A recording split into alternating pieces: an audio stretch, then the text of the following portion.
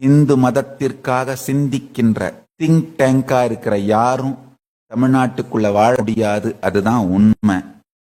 கசப்பான உயிரையே கலங்க வைக்கின்ற ஆனா உண்மை அதுதான்.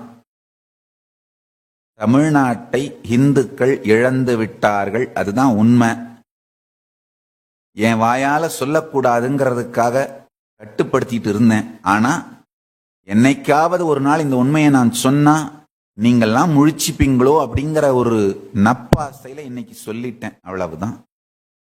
இந்துக்களே விழித்துக் கொள்ளுங்கள். இந்த தஞ்சாவூர் கோவில்ல தமிழ்ல கும்பாபிஷேகம் பண்ணணும்னு சொல்றதெல்லாம் தமிழ் மேல இருக்கிற பற்று கிடையாது. அவங்க உண்மையா என்ன சொல்ல வராங்கன்னா ஆகமப்படி பண்ணக்கூடாதுன்னு சொல்ல வராங்க. அவ்வளவுதான். அதுக்கு ஒரு டெக்னிக்கலா இந்த விஷத்திலே சர்க்கரை தடவி கொடுக்கக்கூடிய தீய சக்தி கும்பல், திராவிஷ கும்பல், அதுக்கு இந்த தமிழ்ன்ற சர்க்கரைய முலாம் பூசி கொடுக்கிறது. சரி, இப்ப ஒருவேளை தமிழ்ல கும்பாபிஷேகம் பண்ணியிருந்தா அந்த தமிழ் கும்பாபிஷேகம்னு போராட்டம் பண்ண எல்லாரும் அப்படியே திருநீர் பூசி ருத்ராட்சம் தாங்கி வந்து தேவாரம் திருவாசகத்தையும் பாடி ஐயனே நமச்சிவாய வாழ்க நாதந்தாள் வாழ்க இமைப்பொழுதும் நீங்கா என் நெஞ்சில் நீங்காதான் தாழ்வாழ்கன்னு பாடி பரவி பிரகதீஸ்வரரை வலம் வந்து சிவபக்தர்களா வாழ்ந்துட போறாங்களா? யாரை ஏமாற்றுகிற வேலை இதெல்லாம்?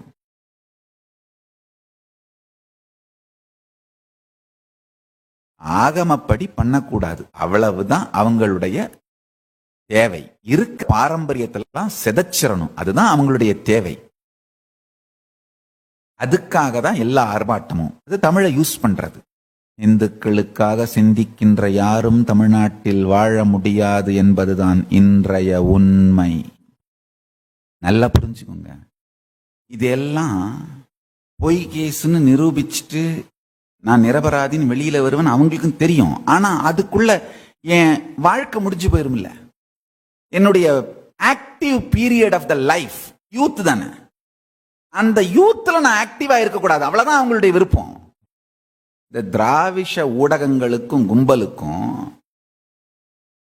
என்னவோ அவங்க நான் ஒழுக்கம் இல்லாதவன் மாதிரியும் என் மேல தாக்குதல் நடத்துறது மூலமா இந்து மதத்தை தூய்மை பண்ற மாதிரியும் காட்டுறாங்க. அதெல்லாம் பைத்தியக்காரத்தனங்க, லூசுத்தனம். அவங்களுக்கு ஒன்றும் நான் நைட்ல என்ன பண்றேன் கவலையே கிடையாது, பிரச்சனையே கிடையாது. நான் பகல்ல எப்ப பார்த்தாலும் இந்து மதத்துக்கு உழைச்சிட்டு இருக்கிறேன்றதான் அவங்களுக்கு பிரச்சனையே. நான் பல என்ன பண்றேன் அப்படிங்கறதாங்க அவங்களுக்கு பிரச்சனை. நைட்ல நான் என்ன பண்றேனோ அதை பத்திலாம் அவங்களுக்கு கவலை கிடையாது. அவங்க ஒன்னும் என்ன அட்டாக் பண்றது மூலமா இந்து மதத்தை தூய்மைப்படுத்துகின்ற பெரும் சமூக சேவையெல்லாம் செய்யல. நான் ஓவரா ஆக்டிவா இந்து மதத்துக்கு ஒர்க் பண்றேன்.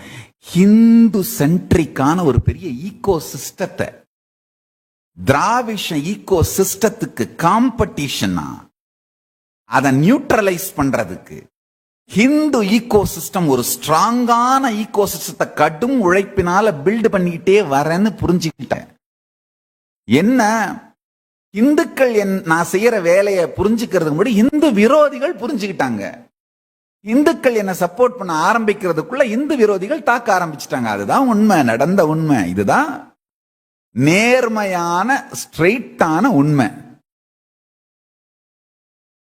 ஒண்ணு மட்டும் நல்லா இப்ப நான் சொல்றதெல்லாம் வீடியோல ரெக்கார்ட் ஆயிருக்கு, பப்ளிக்ல பொதுவெளியில இருக்க போகுது, காலத்துக்கும் இருக்க போகுது. இன்று தமிழக இந்துக்களே நீங்கள் விழித்துக் கொள்ளவில்லை என்றால் உங்களையும் உங்கள் கலாச்சாரத்தையும் ஆதீனங்களையும் மடங்களையும் சிவாச்சாரியார்களையும் இந்து மதத்திற்காக சிந்திக்கின்ற அரசியல் தலைவர்களையும் சமூக தலைவர்களையும் பாதுகாத்துக் கொள்ளாவிட்டால்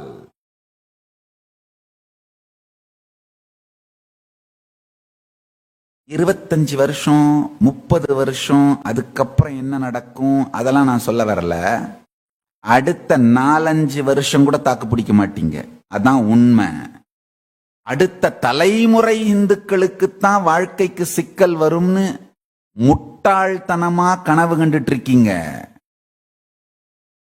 அடுத்த டிகேட், அடுத்த 10 ஆண்டுகளுக்கு உங்கள் மிச்சம் இருக்கின்ற, எச்சம் இருக்கின்ற, சொச்சம் இருக்கின்ற கலாச்சார அடையாளங்கள் நல்லா புரிஞ்சுக்கோங்க.